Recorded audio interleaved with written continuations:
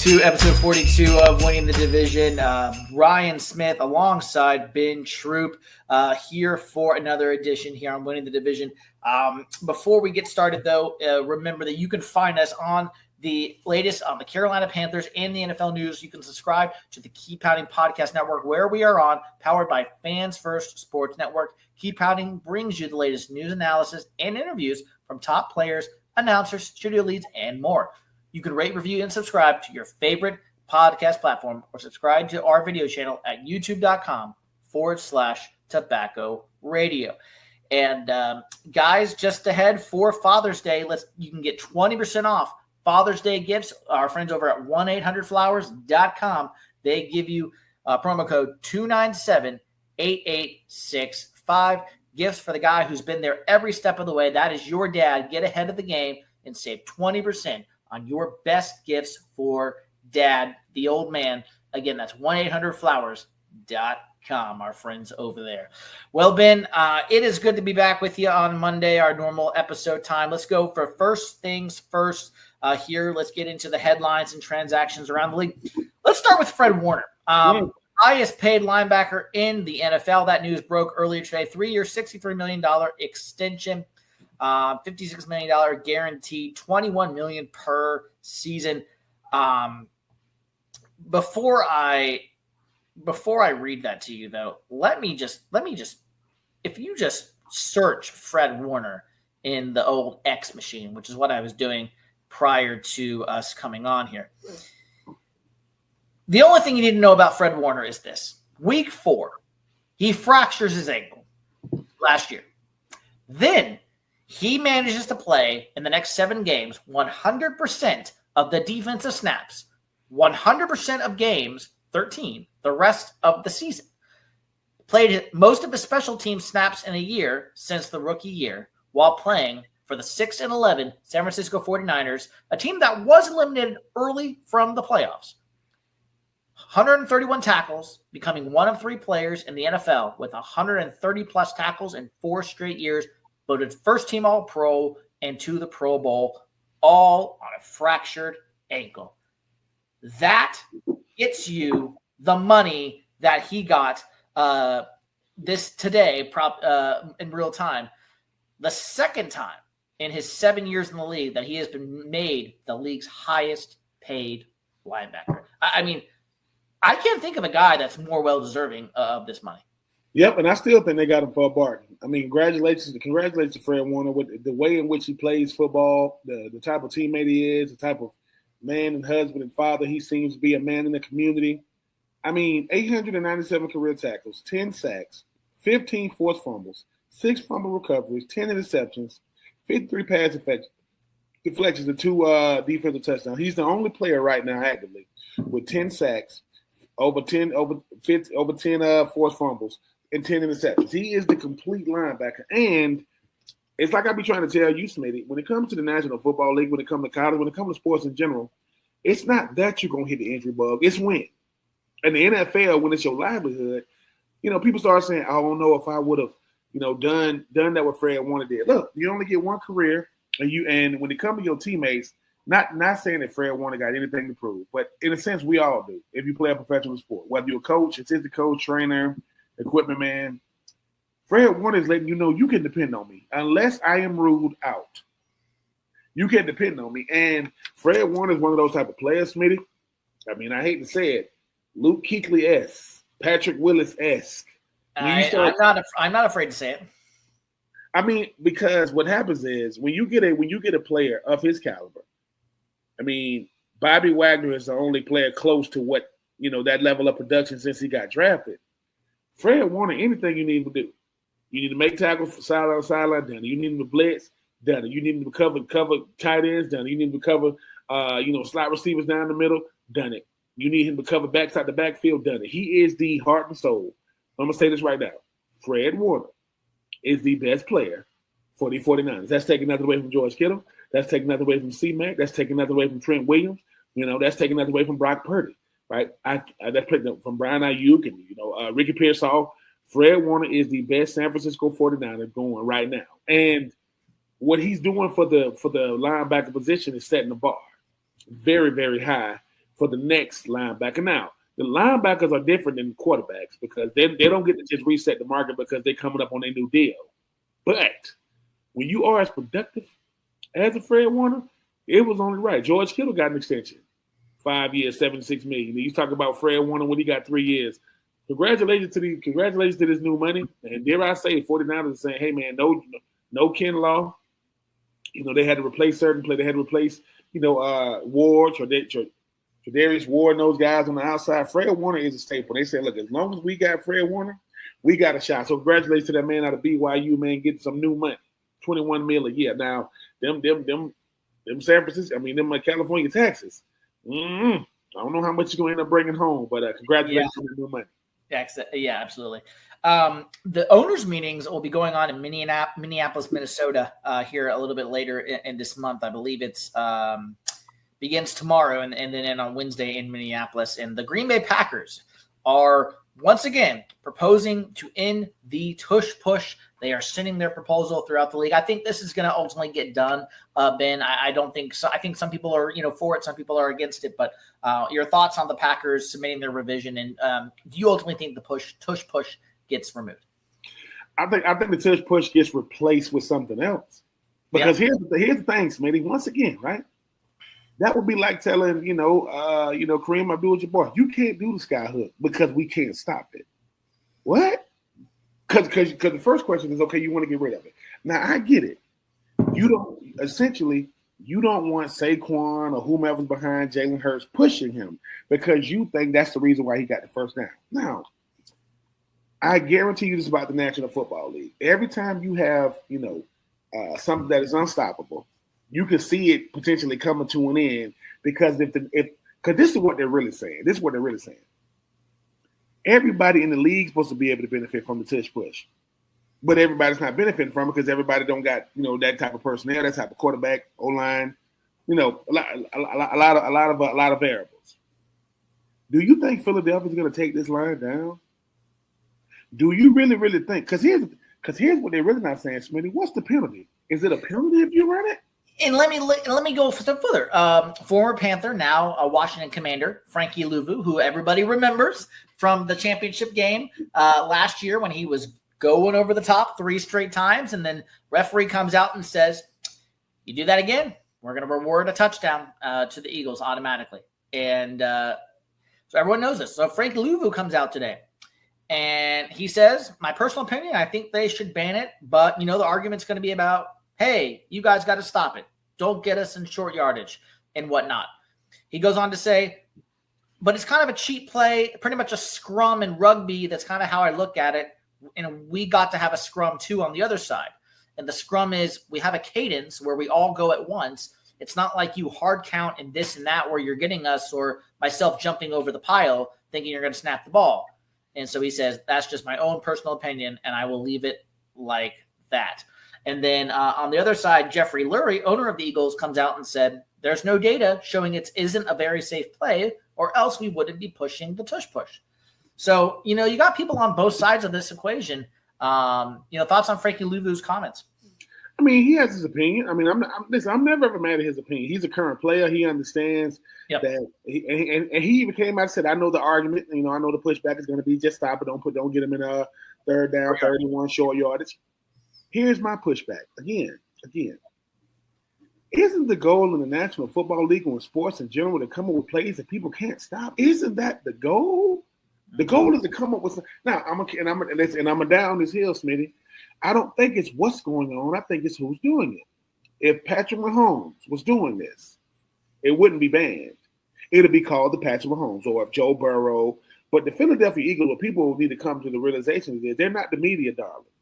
They're not who the NFL saw being, the premier team in the National Football League. Because you know who runs the tush push more than Philly? That would be Buffalo. Buffalo doesn't. They ain't as successful. But I will say this: if you are, Roseman, the GM, Howard Roseman, GM of the Eagles, I would just say this. Jalen Hurts needs to say, okay, I got 55 touchdowns rushing right now. I can squat almost 700 pounds. I am probably since because Tom Brady was the best quarterback sneaker I've ever seen the way he did it. Just get back to football then. If you don't want people pushing, because I get it. You pushing somebody in the back is real similar to like when you're trying to block a field goal, you do the whole put your hand on somebody's back when you jump it. I get it. The NFL I get it. But there is no proof to say there is no proof to say that play is dangerous or guys are injury prone because of it. But Eagles, balls in y'all court. But let me tell you something, Green Bay. Y'all gonna have Green Bay as well as the Buffalo Bills gonna have a lot of people looking at them because, we go to owners meeting. We no longer even have kickoffs. The way they did that, they got them right there together because they're trying to limit these collisions. I get it, but one-on-one, man-on-man football, creating a new line of scrimmage, that's football one-on-one. But like I said, I'm like Smitty, with all these things going on in the owners meetings, is this what's on the top of the docket? Isn't it ironic that the team getting banned just happened to be the Super Bowl defending champion? I don't think that's coincidental at all. But hey, man, that's why I talk trash on these platforms. But hey, because here's the thing, Smitty. Now this is what you got to factor in. They ban it. Eagles come out with something else that's unstoppable. They're gonna ban that too. Because that's what you got to be saying. It ain't because I get it. This is what you're supposed to do. Remember when wasn't it? Ronnie Brown, former number 2 overall pick out of Auburn, was doing the Wildcat. They was down there in Miami doing it. Down Miami, yep. Who shut it down? New England. They said, "Hey man, we know," and everybody stopped doing it. C-Mac don't do it. Nobody does it. All right. So you finna take away the tush push, the brotherly shove, whatever you want to call it, this unstoppable force, this immovable object. Well, Philly, I am not a Philadelphia Eagles fan. I am a Birds fan. It's just a dirty bird. I'm looking forward to seeing what they're going to do to replace it because, like I said, it's sour grapes for me because guess what? I've heard from a current player. I've heard from a GM or, from Green Bay, and I've heard from the head coach of Buffalo. That sounds like 3 people to me. That's not they're not speaking for the league. But Green Bay is, one of the premier teams, one of the most tradition-rich teams. When they speak, people don't listen because I guarantee you, Sean McDermott probably reached out to Green Bay. Hey, man, y'all guys got to help us with this, man. Like, we don't want to look like, we we walk around here whining. That's what you're doing. You're whining. And you got, because you know why? Because you got the regular season MVP and we talking about Super Bowl MVP. Okay. But I'm looking forward to see what the Philadelphia Eagles are indeed going to replace it with because I'm not saying they will nor should they take this line down. Because guess what, Smitty? Could you imagine at the prime of Cam Newton's career and he's doing this and they try to ban it? You would be livid right now. You would be like, what? You see what I'm saying? So just imagine if Bryce Young, your current quarterback, was having great success doing this. No injuries, no data. Let's ban it. Why? Because we can't stop it. That's really what it is. But, you can call it what you want. We'll see. Yep. Speaking of the Eagles, Nick Sirianni was rewarded with a multi-year extension today. Terms were not announced. Rightfully so. I'm happy that Howard Roseman waiting on all the dust to clear, from the draft, from giving guys extensions on the team. I'm happy at the way he did it. Jordan Davis got his 5th-year option picked up when people thought they wasn't going to pick it up. Hey, Howard Roseman is playing chess, man. He's laughing at the other 31 teams because they're bringing a lot of the team back, and a lot of their key players are on rookie deals. That's the scariest part. Yep. Ravens running back Derrick Henry, upon signing his 2-year deal, says he's not sure if the new deal is going to be his final one in the NFL, but is enjoying his time with the Ravens and at the ripe old age of 30. Congratulations to Derrick Henry. I saw his 2-year, $30 million extension. While everybody makes it about what Saquon did in 2024, as they should, Derrick Henry wasn't far away from 2,000 yards, and he would be the only player in the NFL here to have rushed for 2,000 yards twice had he got that feed. Derrick Henry, man, is a freak of nature. I ain't never seen nothing like him. That big, that fast, that strong, but that consistent. Everybody thought that his best days were obviously behind him in Tennessee. He goes over to The Baltimore Ravens in year one rushed for over 1,900 yards, and he led the league in rushing touchdowns. With everything Saquon did, he led the league in yards from scrimmage. But Derrick Henry, man, all-time leading rusher in high school, won the Heisman at Alabama. Wasn't even the first, was a second-round pick, by the way. Wasn't even the first-round pick. And, hey, look, if a player that big, that fast, that strong, that consistent, that productive say, man, this might not be my last contract, Tennessee, if you do decide to go another year after these 2 years, let them come back, retire them two-tone blue boys. But that's neither here nor there. Congratulations to Derrick. And then Trevor Lawrence commenting on Travis Hunter and the juice that he brings to the Jacksonville Jaguars offense. Thoughts on the Travis Hunter and Trevor Lawrence and as the quarterback here. What does a quarterback mean when he says brings the juice? What is he talking about there? Enthusiasm, energy, attitude, and look, Trevor Lawrence has learned, hey man, I know what side my bread is buttered on. I'm gonna make sure that I be very, very complimentary to my new toy because we gonna, be making a lot of plays together. And Travis Hunter has never ever not been accused of not being ready to play, being a great teammate. And the juice is what we are. It's really, come on, you might work with somebody who, how you work with that person that no matter raining outside, sunny outside, it's Monday, it's Wednesday. To them, every day is Friday afternoon. No matter every time you see him, he like, oh, you almost try to avoid him sometimes because they got that much juice. Travis Hunter is a pleasure to be around. I mean, he has a PhD in football. The young man just understands how to play, how to make plays. He's built for the moment. But Trevor Lawrence also understands this. If they talking about Travis and I'm talking about Travis, they ain't talking about me. So I'm gonna talk about Travis as much as I possibly can. I don't think it's fake. I don't think it's manufactured. I think it's a natural thing. And it kind of I don't obviously I don't cover a lot of the Jacksonville Jaguars. I don't know how often Trevor Lawrence talked about his other teammates like that. So to have a guy like Travis Hunter, who is obviously gonna be one of the faces, Trevor Lawrence is the face. I think it's good publicity because right now, Smitty, it's all highlights, shorts, and helmets, and everybody's looking good. But when it gets serious, week one, there's a team from Charlotte that's gonna have something to say about them boys from Jacksonville. And hey, man, I'm not saying I'm rooting for the Panthers. I'm saying I'm definitely rooting against them boys from Jacksonville. Well said. The U.S. flag football, United States football names flag football team as the NFL molds the inclusion of NFL players before the 2028 Los Angeles Olympic Games. So NFL owners specifically are discussing a proposal this week here in the spring meetings in Minnesota that would allow players under contract to participate in flag football during the Olympics. Must have at least 24 of the 32 team owners to approve it. And the league could then negotiate with the NFL Players Association, Olympic officials, and national governing bodies. Ooh, I think that's huge. I mean, because you're on the international scale, even though, we're talking about what the league is trying to do. And it's opportunity, right? When we start talking about flag football is definitely taking over in the U.S. It gives, a lot of people a chance to play. But when you be very, very careful when you use the term players under contract. Because we know what that means, but who?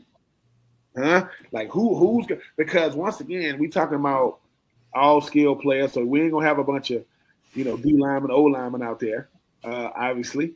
But I think it's great. I think the thing about the National Football League, give them a lot of credit for always trying to expand the brand. The NFL, listen, when it comes to the three, nothing against NHL, but when it comes to the MLB, NBA, and NFL, it's as simple as the MLB is about the teams, the NBA is about the players, the NFL is about the shield.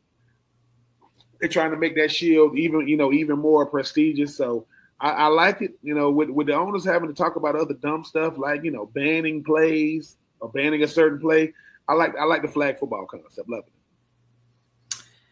And then lastly, I saw this news tonight, and as a Panthers fan over the years and content creator for the Panthers as well, I had to just, as a Falcons fan, you could probably appreciate this as well.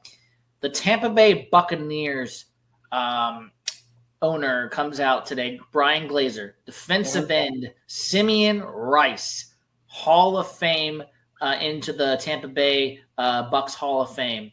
And 122 sacks in 12 years, helping lead the Bucks to Super Bowl victory back in 2002. Said it is overdue for a call from the Hall of Fame. It is time to rectify this oversight. He will be inducted into the Bucks Ring of Honor on November 30th when the Bucks host the Arizona Cardinals, where Rice spent the first 5 seasons of his career. Congratulations. I mean, and I agree with Mr. Glazer. I mean, well overdue. I thought Simeon was already in there. Certain things you ask yourself, what's going on? Like Simeon Rice. So it's going to be Derrick Brooks. It's going to be John Lynch. It's going to be Warren Sapp. It's going to be Simeon Rice. And well-deserved. Simeon Rice doesn't get enough credit for how much he meant to that 2002 Tampa Bay defense led by Warren Sapp and Derrick Brooks, with Derrick Brooks being the defensive MVP that year. And then obviously you had the back end of John Lynch, Rondé Barber, the brother of Tiki, twin brother of Tiki. And people like, man, who was that D lineman? Who was that defensive end getting down and said that would be Simeon Rice, wearing number 97. He is a pass rush specialist. Got a chance to play against Simeon in the preseason. He was at the tail end of his career by then. But congratulations to Simeon. I don't know if that's going to mean that the NFL is going to come calling for the NFL Hall of Fame, but Ring of Honor means that I'm one of the greatest players in this franchise history. Put my name up, in the rafters. So congratulations to that man, well deserved. And like I said, come on, owners, man, we got to do better. We got Cam trying to reconcile with the Panthers, not Simeon Rice, and finally, let's not do this Pete Rose stuff. Let's give people's flowers while they can smell them. Don't do this, or we're gonna reinstate them and put them in Hall of Fame when they gone, man. But congratulations on Simeon Rice and his in his induction, Ring of Honor induction, and congratulations, congrats on the great Glazer family for doing the right thing. Because I'm pretty sure if you are Simeon Rice, I don't know how much he's been hanging around Bucks facilities and coming to games, but I think this will definitely have him around the facility a little more. Who knows? But congrats. Well, that wraps up first things first. Before we get into some of the meat of the podcast that we had discussed a little bit earlier this evening before we came on, I wanted to dive into Fred Warner, not him specifically, but we'll get to him. So I took this off ESPN.com. Highest paid NFL players, most guaranteed money at every position. I'm just going to tell you who both of them are for each position. You tell me, do you agree or do you disagree? And, we can just kind of play that game. So we'll start with quarterback, which is, everyone's favorite position. Dak Prescott, highest 3-year average per year, $61.6 million. But the total guarantee money, that's Josh Allen at $250 million. Josh Allen, I understand, coming off an MVP season. Dak Prescott gets paid half because of the position he plays and half for who he plays for. When you are the Dallas Cowboys quarterback, you're going to get way more publicity than you should, way more criticism than you should, and sometimes it's just managing. But here's the thing about the Dak situation. The Dak situation wouldn't have been that much per year if Jerry Jones wouldn't have waited. So Dak said, you're going to make me wait. I'm going to make you pay literally and figuratively. So I'm not surprised at all that Dak gets the most per year, 3 years, and then Josh Allen, because I think Josh Allen just signed his contract extension in the offseason as well. So congrats to both. Yeah. The top 5 for quarterbacks, highest APY is Burrow, after Dak, Jordan Love, Trevor Lawrence, Jared Goff, Josh Allen's number 6, actually. Trevor Lawrence is the third. He's fourth. Joe Burrow second, Jordan Love third, Trevor Lawrence fourth, Jared Goff fifth, and Josh Allen comes in at number 6. Trevor Lawrence is in the top 5 highest paid quarterbacks in the league per year. Jordan Love is in the highest paid because he had that one significant year and then he got paid. I am not mad at these quarterbacks. Quarterbacks know that, look, sometimes it's because I'm the next up. It's not because of my play. It's because if I'm going to become a franchise quarterback, I'm going to break the bank. And sometimes it is because of performance. So if you want to get that money and not really based off, what you're doing or what you potentially could do, play the QB position in the National Football League and become a franchise guy who gets big money per year. Running back, Saquon Barkley covers both of these, $20.6 million APY and $36 million in guaranteed money. I think based off this past season, that's pretty simple. He deserves it. Christian McCaffrey is number 2 in APY, followed by Jonathan Taylor, Alvin Kamara, and in guaranteed money, it's this is hilarious. Ashton Jinty is actually second in guaranteed money right now, $35.8 million. Jonathan Taylor at 3, Derrick Henry at 4, Christian McCaffrey at 5. Ashton Jinty said, "Look, it's great to be a top 10 rookie and a guy that's needed." So I'm not. Listen, guaranteed contracts are what's going on for rookie deals and for rookies that are drafted in the first round. And the receiver for Houston, who got the fully guaranteed second round contract. If I'm a second rounder, not named this young man, I'm thinking, wait a minute, my whole contract could have been, yeah.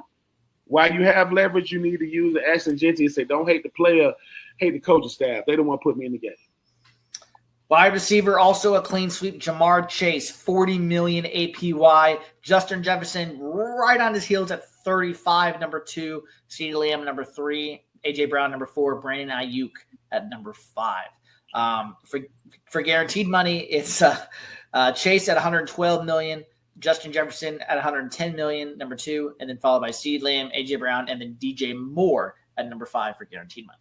Listen, DJ Moore doesn't get talked about enough for getting the biggest guaranteed contract, I think, in Chicago Bears history. I'm well aware of DJ Moore. Yeah, well, we know you're well aware. I mean, so, but yeah, Jamar Chase, I mean, look, he, once again, tried to get a new contract before this season, and then they said, well, we'll wait and see after the season. So he did a triple crown, catches, yards, touchdowns. Now you got to really pay me. And think about that. Former teammates, one get 110 guaranteed, other get 112 guaranteed. Shout out to them LSU boys breaking the freaking bank. As my it froze on me here. Okay, here we go. Tight end is Trey McBride. Just signed his deal this offseason, so this is very new. $19.3 million APY, followed by George Kittle, Travis Kelce, TJ Hawkinson are the top 4. And then guaranteed, Trey McBride also is leading the way, $43 million, followed by TJ Hawkinson, Mark Andrews, and George Kittle. I mean, Trey McBride is coming off an incredible season, and he's the next up. George Kittle, I think this, he's not number 1. I think this is his 3rd contract extension. So I'm always listen. I never thought I would be living in the time where I could see a tight end making almost $20 million a year. That's what quarterbacks. That's what the highest paid quarterbacks used to be. But shout out to Trey McBride, shout out to TJ Hawkinson, Mark Andrews, man. Listen, let that play go. I know people are gonna talk about the play that wasn't. Yeah. Mark Andrews is the all-time leading. I think he's the all-time leading. They got the most touchdowns in Ravens history. I know it's the one they got away. But shout out to them tight end, man. Hawkinson, Andrews, McBride, Kittle, because they are paid. You know who's watching this and should be licking their chops? Kyle Pitts. You see what they give a tight end, right? I'm just saying. I think they already picked up your 5th year, option. But $19 million, man. Pretty soon we're gonna have a $25 million a year. We're gonna have 4 year $100 million, 4 years $100 million tight ends, which is crazy to say. But shout out to him. Shout out to Trey McBride. Incredible player by there at Arizona. Tackle. I'm going to go through these a little faster so we can kind of get through. Offensive tackle is Penei Sewell, $30 million APY, followed by Tristan Wirfs and Trent Williams. And then in guaranteed money, it's actually Tristan Wirfs, $88.2 million, followed by Christian Darrisaw at $74 million, Penei Sewell, and Andrew Thomas of the New York Giants at number 4. Ooh, I mean, big play, Penei Sewell, man. I mean, I remember when he came out, Oregon. I said, man, he's gonna be a big time player. I remember Tristan Wirfs. Hey, Tristan Wirfs, he's down there at Tampa Bay, right? That's Tampa Bay. Tristan Wirfs. Yep. Then shout out to them tackles, man. Trent Williams. Look, Trent Williams being a lot older than these guys, still finding a way to be in the top 3. I mean, just because you are considered the best left tackle in football, don't mean you still getting paid. Like you don't have to have the biggest check.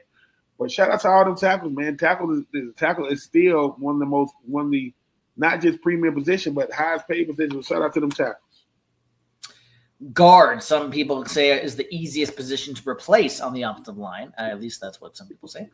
Average per year is actually the Falcon, Chris Lindstrom, $21.8 million, leads the league, followed by Robert Hunt of my Carolina Panthers, who is tied with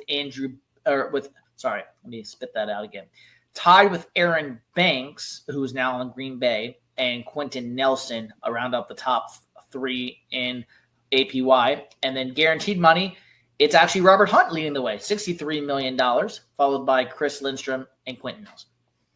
I mean, shout out to Lindstrom. I mean, sometimes that 21.9 million it looks good, but I want the guaranteed money. And I remember when Lindstrom got drafted, people were like, is he going to be able to pan out? He's more than panned out. And, you know how much better he will be if he still had a starting center. Terry Fontenot. But anyway, we gonna let that go. But shout out to them guards. So, yeah, it's real easy to replace a guard until you can't. Yeah, we say things like easy. Yeah, exactly. Come on now. Center, clean sweep here. Creed Humphrey for the Kansas City Chiefs, $18 million APY, and followed by Jonah Jackson, Cam Jurgens, and then also in guaranteed money at $50 million, followed by Cam Jurgens and Frank Ragnow. I remember $50 million was the going rate for like an offensive tackle that was like really, really good. Now you got $50 million guaranteed contracts for centers. And man, life has changed. And like I said, your center, he might not be your best offensive lineman. He has to be your smartest. So Kansas City might have replaced their guard and sent him over, to Chicago in a trade. But they said, but our center position, it's got to be rock solid. Who's under more pressure than the starting center for the Kansas City Chiefs? Nobody. Nobody's under more pressure. Nobody. Switching now to the defense. Cornerback Derek Stingley takes the cake here, $28.3 million APY, followed by J.C. Horn, Jalen Ramsey, Pat Surtain, and Jair Alexander is your top five. Guaranteed money, Derek Stingley also $89 million leading the way, followed by Pat Surtain, Denzel Ward, and J.C. Horn. Man, shout out to Derek Stingley Jr. Listen, first team All Pro. Jalen Ramsey still getting big money. Patrick Surtain coming out. They better be lucky they had already re-signed him, because if he was coming off that defensive MVP, which he's gonna be looking to re-sign probably in the next year or two.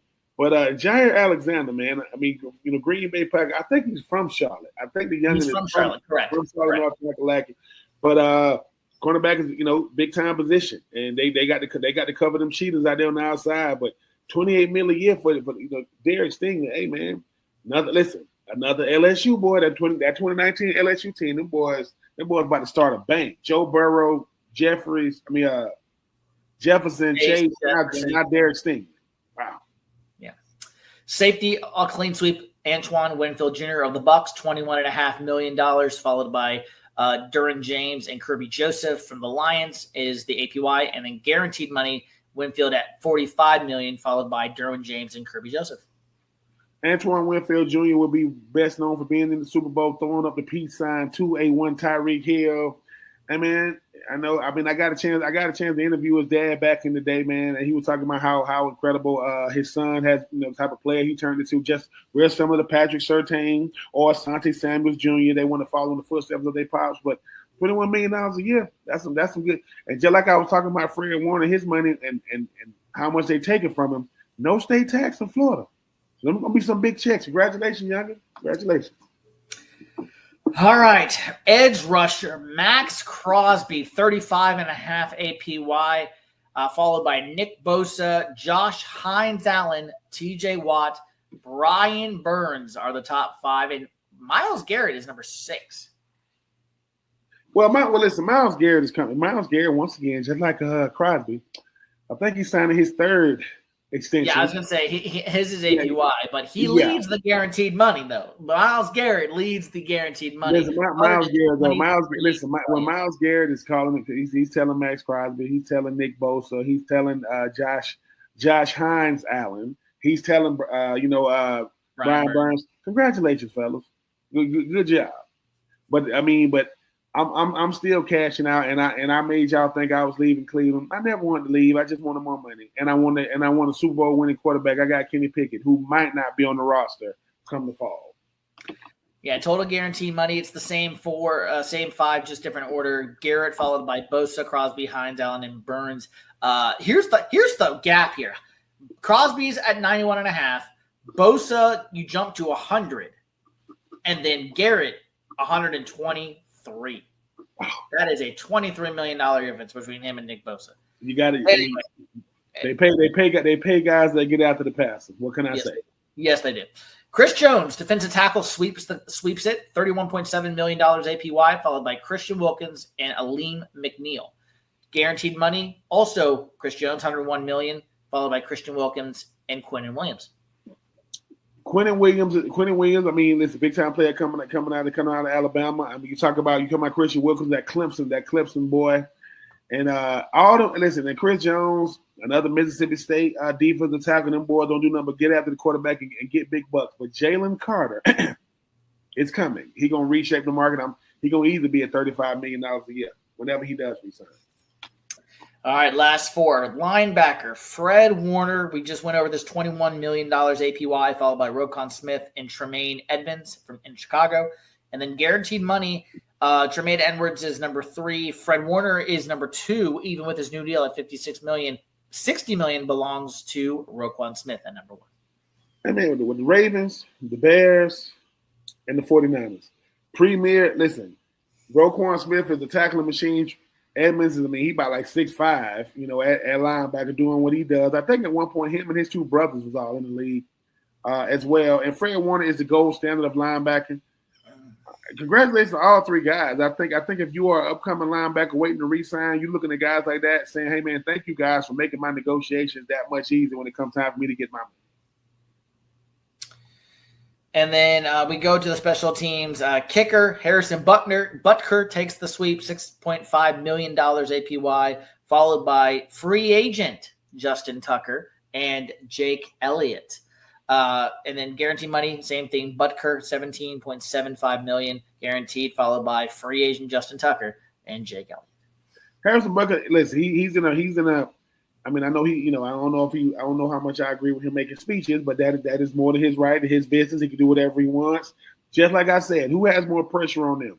The kicker for the Kansas City Chiefs or the center? I would put them both in the same boat. $6.5 million used to be what a backup quarterback gets. Now it's going to kickers. Congratulations to them guys. And if you are Justin Tucker, man, get your life right, son, before you even think about even attempting a comeback in the league. And then I did not expect this. Punter was a clean sweep as well. Michael Dixon, formerly of University of Texas, now on the Seattle Seahawks, leading the way. $3.9 million APY, $8.5 million guaranteed. He is followed by Jack Fox and Tress Way of the Washington Commanders as the other 2 kickers, both categories. $3.9 million a year for a punter? That's called serious hang time. I guarantee 3.9 is the same amount his hang time is. Yeah, when I punt, it's in the air for about 4 seconds. So they said, we can't give you 4, we can give you 3.9. All right. Nasty. That is your current highest paid players at every position. Who makes the most money from quarterback to punter? It's good to be in the league in 2025 and where the salary cap continues to go up. So very nice. Well, Ben, I wanted to kind of give you the floor here. We had some topics that we discussed prior to coming on the show, and I wanted you to give the floor, and you can kind of start us off and where you wanted to go, and then I'll piggyback off that. Some of those topics we discussed kind of before coming on the show. Oh man, we talk about so many things. I think one of the things that stood out, before the show, just talking about different things, is oh man, I'm having a brain fart here. It's gonna come to me in a second. We were discussing. What were we discussing? Because here come so we had a little bit about the schedule. We talked about. Oh man, oh yeah, I did have this to say about the schedule. Yep, go ahead. Well, I do appreciate the NFL trying to make sure that they continue to add more games overseas. Always be cognizant of the fact that you're taking money out of the pockets of these local employees that work at these stadiums, that work, in parking and concession, and because these people aren't rich, they are enriched by these games and these teams. So while the NFL is expanding it to more international games, make sure y'all come up with the compensation for these employees that lose out on a week's pay. It's one thing if it's an away game, but now they're losing out, because it's an international game, and they are still looking out for certain players and teams and not other teams. Kansas City is the first game of the international schedule, and they're done. Minnesota has back-to-back international games. I don't like that. It doesn't matter what Minnesota says. That's not good for those players. That's a lot of freaking flying miles. And that's a lot of wear and tear just sitting in the air like that. 20-hour flights, 15-hour flights. That's 30. That's almost a day of flying.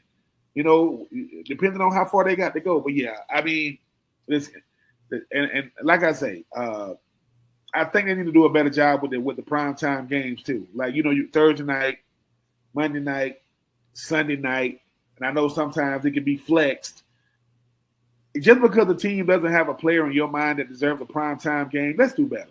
How do you think players become primetime players? Give them primetime games. Yeah. I mean, if you don't, hey, that just happened on a blackout day where you should have had them on national TV. Think about this. It used to just be, now you got Sunday night, Ben had Monday night, now you got Thursday night, now you got, so find a way to do better, league, man. But like I say, I don't like the back-to-back international, and find a way to compensate those employees because they got to just go with the flow. Let's go ahead and talk a little bit about Brock Purdy. I'm going to give the fans some context here. We talked Brock Purdy obviously signed his extension over the weekend, 5 years, 181 million in guaranteed money through 2020-30, 265 overall. But let me just give everyone some context, and Ben, you can kind of go into this a little bit more. April 2021, that is when Trey Lance was drafted number 3 overall by the San Francisco 49ers after trading up and giving up 3 first-round picks. 3. The 49ers wanted to use those resources. Wait. They gave up what? 3 first-round picks. Okay, keep going. They wanted to use those resources to build, obviously, the roster around Trey Lance at the time. Well, as it turned out, they did benefit from a quarterback in the rookie window, but it was Brock Purdy who became the team starter a year later in 2022, playing for being the Mr. Irrelevant last pick in the draft. So before signing this deal, a 7th-round pick, it was Brock Purdy leading the 49ers to 2 NFC Championship games, 1 failed Super Bowl, getting to the Super Bowl, obviously losing. But his rookie contract paid him $853 per season. And he signs that $265 million contract, $181 million guaranteed through 2030, the highest paid player in franchise history of San Francisco. Meaning, I'm just gonna say it. The quiet part out loud. Ben, I can imagine one day in 2022, Kyle Shanahan's walking off the practice field with Jed York, the owner of San Francisco. And he says, Jed, I got some news to tell you. That quarterback we drafted 7th round, I think he might be the best guy here. Not the guy that we drafted at number 3 overall. I don't think owners like to hear that sort of stuff after they gave up all that draft capital. And yet Ben, is it so bold for me to say the 49ers, specifically John Lynch and Kyle Shanahan, were darn lucky that Brock Purdy played the way he did and kind of gave them an out with Trey Lance, because Trey Lance is now on his, I believe, 3rd team since joining the league. And if Brock Purdy doesn't come along, is it safe to say Shanahan and Lynch might be out of a job right now? I mean, maybe that's a strong possibility. But look at it this way. I go back to 2012. A1 RG3 was drafted number 2 overall, right behind Andrew Luck. In that same draft, the then Washington Redskins also drafted Kirk Cousins. Here's the thing. RG3 obviously ended up getting hurt. Kirk Cousins ended up becoming the starter, and the rest is history. Even though a lot went into that, right. John Gruden's brother, Jay Gruden, wasn't really the biggest fan of RG. It was just a lot that went on. Our buddy Mike Silver, friend of the podcast, you can read that in his book, actually. I will say this, though. Mr. York has a lot of confidence in Kyle Shanahan and John Lynch. Here's why. They had built up a team so strong. They said, look, I know this guy is the last pick in the draft. We think he's pretty good. And let's be honest, this is really saying the quiet thing out loud. Who else we got? Because we need to stop thinking that just because a player got drafted number 2, number 3, that they're going to pan out. No. What they did in college warranted that high of a draft pick. And I'm not mad at Jordan. I'm not mad at Trey Lance at all. I'm not mad at him at all. What helped Trey Lance was a guy like Carson Wentz. Mm-hmm. See, when you get a Carson Wentz, oh man, we got Carson Wentz. And said, where's Carson Wentz at now? Oh, he ended up becoming a journeyman because the probability of the highest probability of any player in the draft not panning out is a first round pick because your ceiling is very high, very, very high. But you have a lot of opportunity, to not live up to your potential. So this is less about Trey Lance and more about the fact that John Lynch and Kyle Shanahan look like geniuses because of what they put together before Brock Purdy got there. Now, I guarantee this conversation was had. Everybody walk away. It is John Lynch, it's Kyle Shanahan, it's Brock Purdy. They close that door, they go, Brock, listen to me. Do not mess this up. What? Brock, we going to have to walk out there in the press conference and tell them the last pick of the draft is going to be starting. The last pick. And don't give me that. What Tom Brady was 199. He was not in the 250. He wasn't 256 or whatever Brock Purdy was. Now, some could say that Brock Purdy has already lived up to it, going to 2 NFC championship games, winning one, and the one he lost is because he got hit so hard he lost nerve damage in his freaking shoulder, and he lost to Kansas City. So the contract now is just because of what he's done and what hopefully he can do. But like I say, Smitty, John Lynch, who had no head coaching or GM experience or front office experience, walked straight from his house into the GM position, which he's proven to be really, really good with the George Kittles and the Fred Warners and the Ricky Pearsalls and the Brian Ayuk's and so on and so forth. Now they got to seal the deal because what gave Kyle Shanahan them opportunity to keep their job is because where they came up short, but it's who you came up short against. One time it was against the Eagles, and they almost validated it last year with the Eagles beating Kansas City in the Super Bowl. But you got to finish the deal. But yeah, Brock Purdy is the greatest Mr. Irrelevant in Mr. Irrelevant history. It ain't even – I've never seen anything like it. But now, Smitty, if he don't pan out, now it used to be Mr. Irrelevant, which he's always going to be Mr. Irrelevant. But now it's going to be, hey, man, you've been to 2 NFC championship games, you've been to a Super Bowl. Can you still do it? Because the team looks different. They gave you C-Mac, Brian Ayuk, Ricky Pearsall, Fred Warner, Nick Bosa, George Kittle, so on and so forth. Can you finish the job? Because guess what? Ain't nobody going to feel sorry for you. Once you get that money, man, 260-something mil. Congratulate, 190? Woo. He coming, he's come a long way from $860-something thousand a year. That's a lot of zeros, but Mrs. Purdy is saying, hey, keep up the good work, Brock. Yeah. Well, and the thing that the 49ers, I think, are doing this year, they obviously moved on from guys like Traylon Greenlaw, Tella Honga, Hufunga, Traverius Ward, etc. Leonard Floyd, who's on your Falcons now. But the result of that, $81 million in dead cap money, easily the most in the NFL. They have 11 rookies drafted to fill those holes because they didn't spend a lot in free agency. So the 49ers are essentially saying not only is Purdy going to return at or near production that he provided in 2022 and 2023, but even if his supporting cast is diminished, he can still grow. That is essentially what the 49ers are saying. Well, they kept some key pieces. You still got C-Mac. You still got George Kittle. You still got Trent Williams. Brandon Ayuk was coming off an injury. Ricky Pearsall is obviously going to be slotted to be the number one guy. You still Juwan Jennings. Don't forget about Juwan Jennings. He's Juwan Jennings, who's going to be vying to be the number one guy with one guy coming off his rookie season where he got shot before the freaking season started, and Brandon Ayuk coming off a season where after he got his money he got hurt. They think that Brock is the missing piece for this Super Bowl window to finally come to an end and say, hey man, can we get back to the Super? Now, in the process of them doing this, here come the Lions. Here come the Eagles. Here come Minnesota. So you've added some teams in the NFC that wasn't usual suspects. But their biggest problem is not Brock Purdy. Their biggest problem is not who we gonna be throwing the ball to.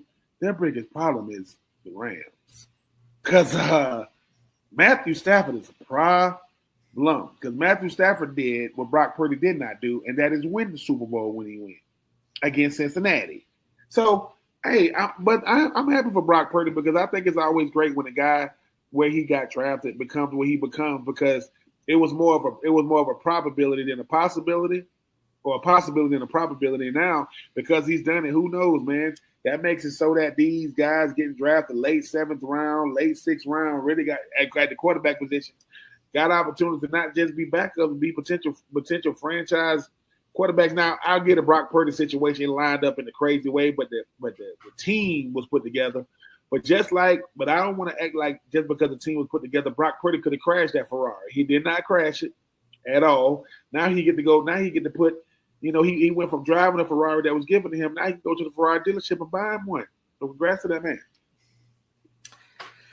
Before I play a bold prediction game with you here,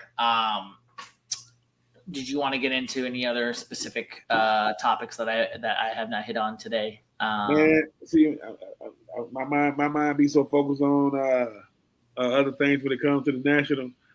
Oh, yes. CeeDee Lamb. That's right. Yes, that was the main. That was the other big thing you wanted to talk about. Yes. I was not remembering myself. I knew it was a receiver. But I couldn't remember who it was. I just had to think of Dallas. CeeDee Lamb. Yeah. So I don't know who had him and George Pickens. That's right. Yeah, I don't know. Some player had a celebrity softball or baseball game. I saw that. I don't know if it was the same game, but I saw that Larry Fitzgerald was talking about how he would love to be a mentor to Marvin Harrison Jr. But he said, but his daddy, Marvin Harrison Sr., was a better wide receiver than I was. Which I don't know if people are better. Well, than Larry Fitzgerald, but if anybody was, Marvin Harrison Sr. could definitely have Marvin Harrison Jr. But I think it was cool that Larry Fitz said he's more than willing to be a mentor. CeeDee Lamb was asked who's the number one receiver in Dallas with his sidekick now, George Pickens standing right beside him. And I thought what he said was incredible. He said they got two number ones. I'm number one on one side, and George Pickens, he's number one on the other side. What I love about that is CeeDee Lamb had an opportunity to sink or swim, and he swam. He showed why, as a pro, you always got to be ready for a camera to be in your face. You always got to be ready to answer questions. And no comment is still commenting. I like the fact that George Pickens was standing right next to him because here's the thing. George Pickens hasn't put on, that silver and blue or whatever it is down there, that star on his helmet yet. And sometimes it takes an established player like CeeDee Lamb to help kind of revamp the reputation. Because here's the thing about George Pickens. He don't got the best reputation coming out of Pittsburgh. But now he get to go to America's team. I love the fact that CeeDee Lamb showed, look, man, I'm a teammate first.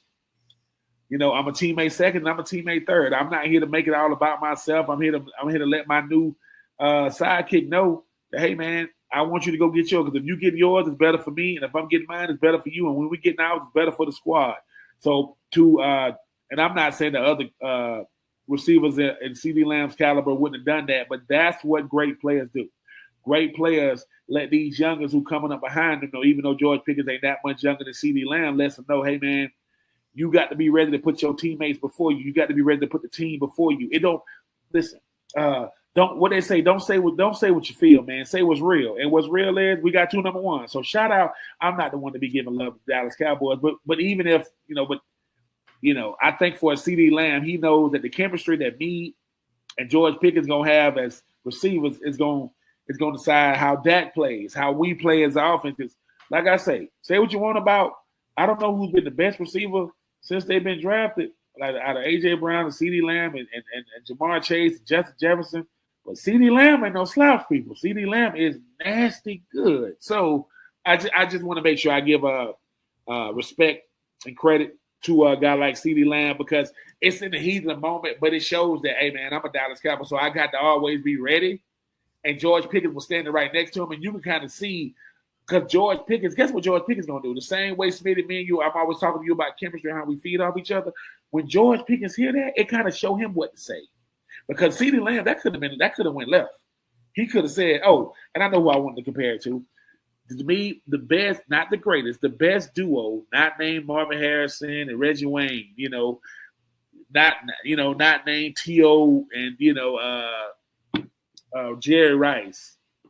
would be Roddy White and Julio Jones, because Roddy White was the man. Julio Jones comes there. It was never, ever, ever any bickering, any complaining. I love it. Listen, are most wide receivers divas? Yep, because they want the ball and they're going to bicker and complain if they don't get the ball. But I think sometimes a guy like CeeDee Lamb can probably reshape the narrative of these big-time receivers and make big money. But George Pickens, if a aspired number one, ready to play George Pickens comes out there week one, they still going to lose. But I think it's going to be exciting. So congrats and much respect to CeeDee Lamb showing big love and to his new teammate George Pickens.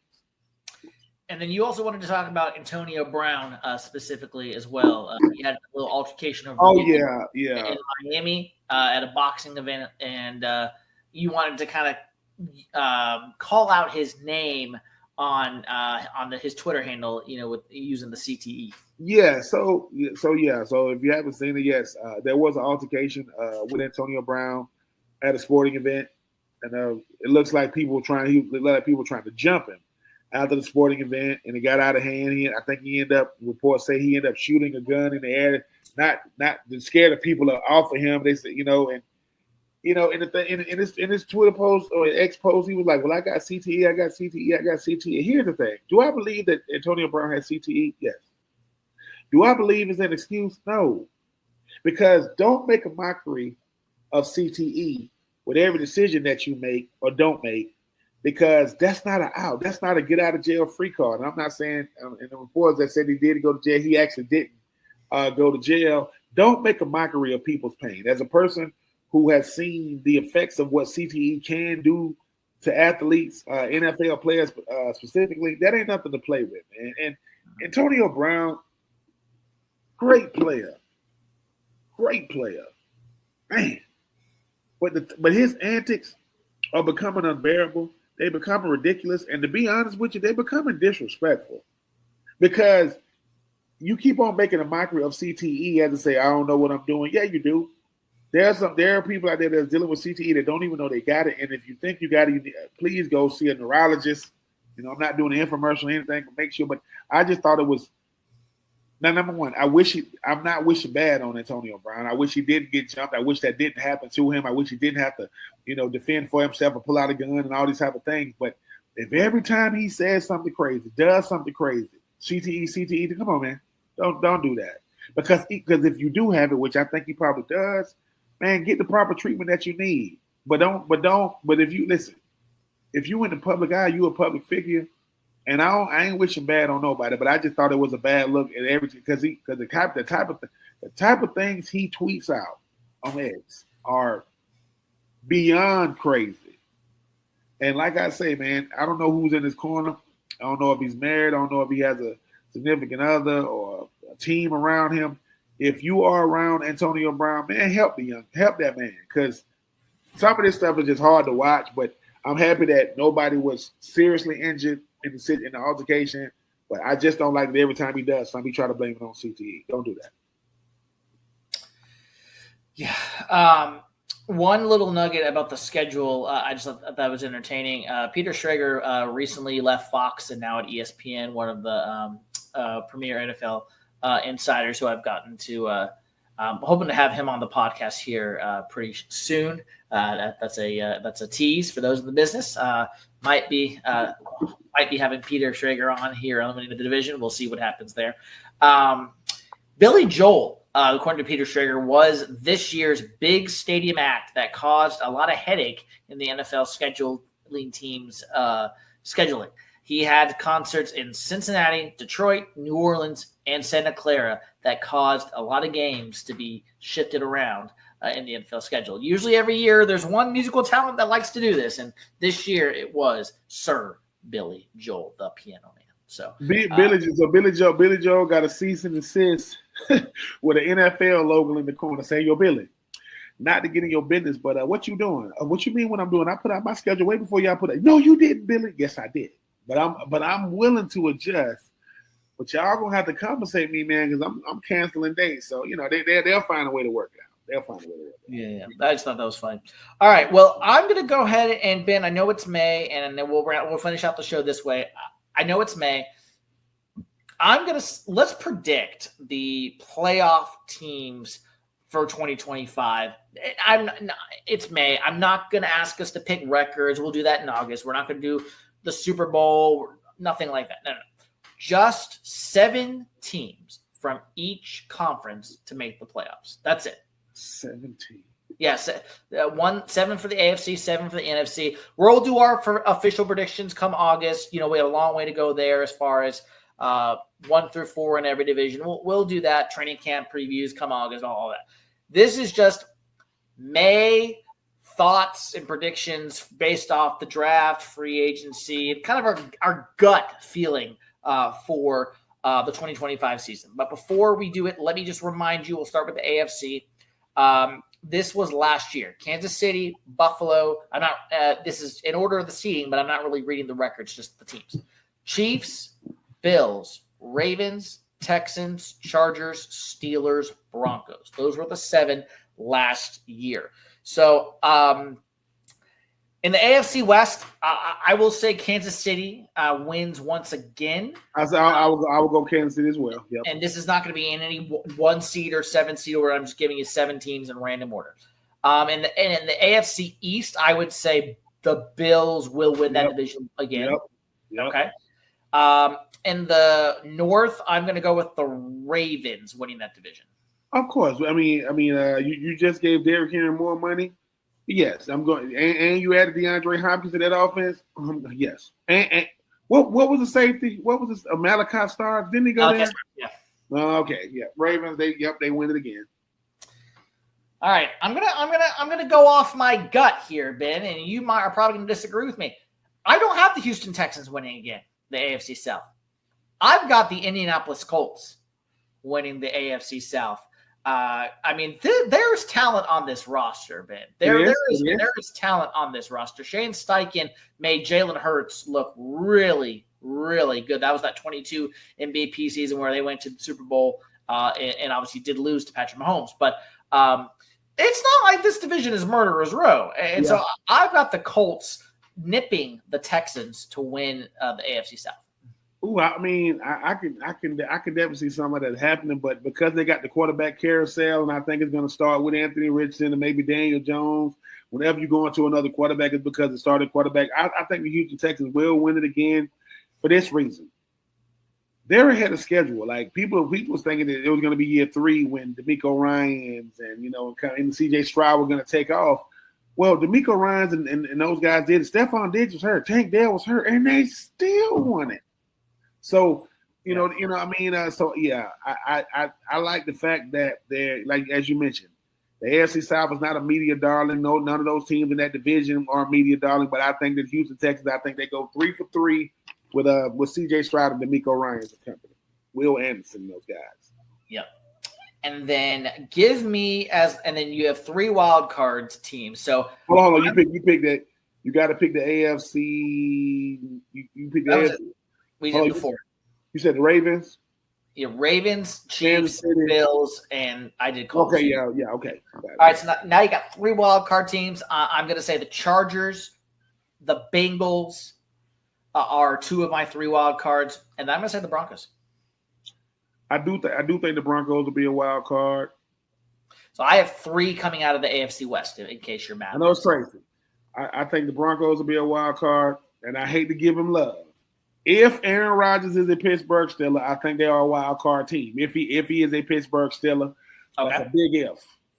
And my 3rd wild card team, I'm going to go with the Miami Dolphins. I think the Miami Dolphins find a way to sneak in there this year back into the play. They're going to have to go on the road. So you have Joe Burrow missing the playoffs. Yeah, I got Joe Burrow and company because once again, and Justin Herbert, against Jamar Chase and Joe Burrow, who they won't even re-sign Trey Hendrickson. Who gonna stop anybody on defense? I don't see them stopping nobody. Okay, and Justin Herbert as well. You got the Chargers. Yeah. I mean, Harbaugh is back in the NFL. I think it's great, but I think the Chargers. I think Justin Herbert.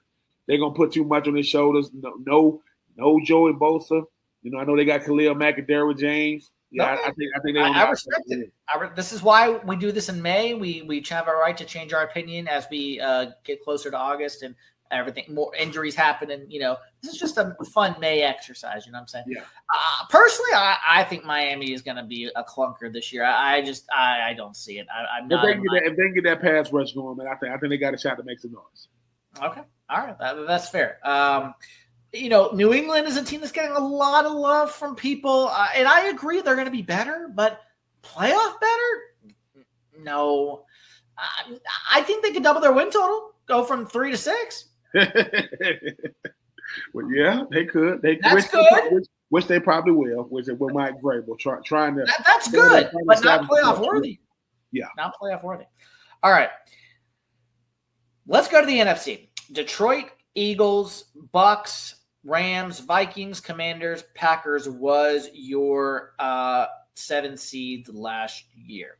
So let's go to the NFC. NFC East, I will have the Eagles barely beating the Commanders to win this division again. I got the Eagles as well. I think when you look at what they bring to the table, they bring it back the entire offense with Saquon again. And I like that young defense. No chance of Gardner Johnson, but I think Blankenship and those guys will be just fine. Yeah, I got the Eagles win these. I got the LA Rams winning the NFC West. I like what San Francisco has done, but I think when you add a Devontae Adams to go along with Puka and Tutu Atwell and Mr. Consistent, Matthew Stafford in that Sean McVay offense, because in a sense, man, ain't nobody talking about it, but Matthew Stafford literally did the same thing Myles Garrett did. It just wasn't as big. He knew he wasn't leaving the Rams. He's just trying to scare people. But yes, I got the Rams win that division as well. Yeah. All right. A lot of people have the Detroit Lions losing their division crown this year, whether it's to Minnesota, whether it's to Green Bay. No, I don't think they're going to be as good. I think they're going to fall off a little bit, but I still think they find a way to win the door. Oh yeah, I mean, Minnesota has Sam Darnold. You're going to get the quarterback McCarthy back. I mean, who you drafted? I don't know how he's going to look because he hasn't had a rookie season. Jordan Love is good, not great. And Chicago got a new offensive line, same Caleb Williams. I know they got Ben Johnson, but yeah, I think Detroit has the best culture. They have the best front office. And, while I like what they do in Green Bay, I think they got the best coach. So, yeah, give me Detroit 3 for 3. And then the NFC South. As much as I want to be a homer and say my Carolina Panthers, I'm going to go with Tampa Bay once again. I won't. I think it will be your Carolina Panthers. Here's why. Sometimes within your division, you got to see what works and what doesn't work. Well, I think when you look at the Tampa Bay Buccaneers, the one thing they have that everybody else don't have is they just got consistency. They don't do anything great, right? They don't do anything special. They just are consistent when they need to be. This is the same Tampa Bay team that got ran off the field both times against my Falcons. Kirk Cousins had 9 touchdown passes, 0 picks. Where was he having the playoffs game? Oh, he was at home. Who made sure they was at home? Oh, that would be your Panthers. I just think that they know this. Defense has to be complimentary. Offense has to dominate. That's what y'all gonna do. Carolina's gonna be complimentary on defense. They're gonna dominate on offense. I got the Carolina Panthers winning the NFC South. All right, and that leaves 3 wild card teams. I've got the Washington Commanders as my first wild card team. Agree or disagree on that one? I got the Commanders. I think Jaden Daniels. I think he's playing well before, well above. He's the guy just has wisdom. He understands how to get it done. So yeah, I got the Commanders. People think he's going to fall off. No, I got the Commanders being a wild card team. I'm going to talk this out with you, Ben, because I'm still kind of fluttering this in my mind here. Dallas, I think is going to be slightly better, but I don't like their chances making the playoffs. I think they're just going to miss. The Giants, I'm not talking much about them. The Packers, I think Jordan Love's starting to eat into that contract that he signed. I think that the roster, while they got a few more receivers in the draft, I think they're also not in a place right to make the playoffs this year. Chicago's going to be a little better, but not playoff better. And then Saints, no. Falcons, I'm going to say your team barely misses the playoffs. I'm wondering about my Panthers here. And then the West, Cardinals, I think they're better, but not playoff better, even though I think a lot of people in Arizona obviously want them to be playoff better. I'm going to go with Minnesota as my second wild card team, the Vikings. I think with J.J. McCarthy's going to prove a statement here, and this is one of the most talented rosters in the entire National Football League. I've got Minnesota, I think, as my second wild card team.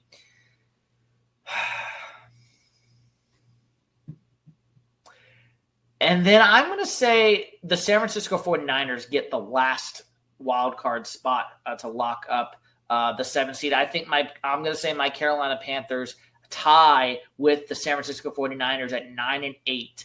And because for the sake of this exercise, I'll say my Panthers lose a field goal game on Monday Night Football to the Niners, and that's the difference in the 49ers getting in over my Panthers at 9-8. So for the sake of this exercise, I'll say the Niners get the 7th seed. I do like the Niners. I don't think they're going to win the division, but I think when you look at the pieces that they got coming back, a healthy C-Mac, hopefully healthy George Kittle, healthy Brock Purdy, healthy Trent Williams, healthy Brian Ayuk. We'll see if he starts on the PUP list, healthy Ricky Pearsall. I just think that with Fred Warner in this defense, I think they got a shot to be in the thick of things, because what's going to get them through is they've won games. They know how to win games. So I do got them, being the 6th seed. My 7th seed. Here's the thing about the NFC, man. It's so crazy, and a lot of things could happen. I got the Bucs being my 7th seed. They're not going to win the NFC South, but I do agree they're going to find a way to get back in it, because Ty Bowles has done a really, really good job. Of keeping everything afloat with no Tom Brady, but you still got a guy like Baker Mayfield. So yeah, I think Jordan Love and them are going to fall off. I think Chicago is going to they're going to play really, really inspired football, but I don't think Caleb Williams is ready to take him to the playoffs yet. Give me the Bucs being my 7th seed, San Francisco being my 6th seed, and Jaden Daniels continuing with his winning ways. Won't win the NFC, but will come out being my first wild card team. So our differences in May is the Colts for me, the Dolphins for you, and then the Panthers for you, and the Vikings for me. Yep.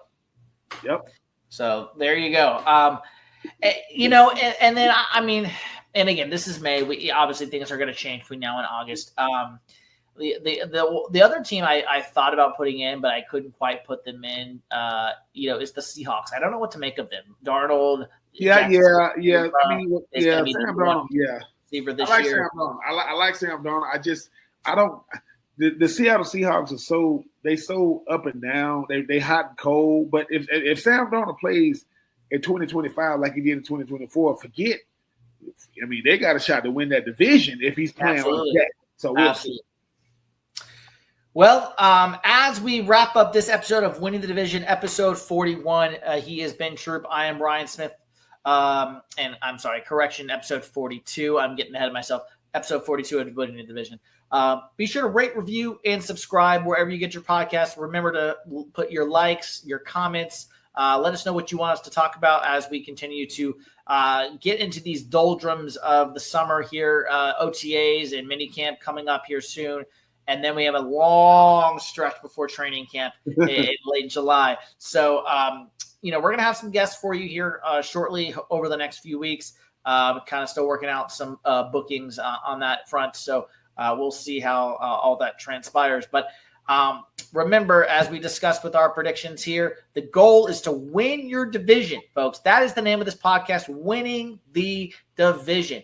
You are either just in your division like the Cleveland Browns, or you are winning the division. That is the Buffalo Bills, who have been doing that for a while in the AFC East, now that the Patriots lost Tom Brady and Bill Belichick since that. But anyway, for Ben Troupe, I am Ryan Smith. This is episode 42 of Winning the Division. We will see you guys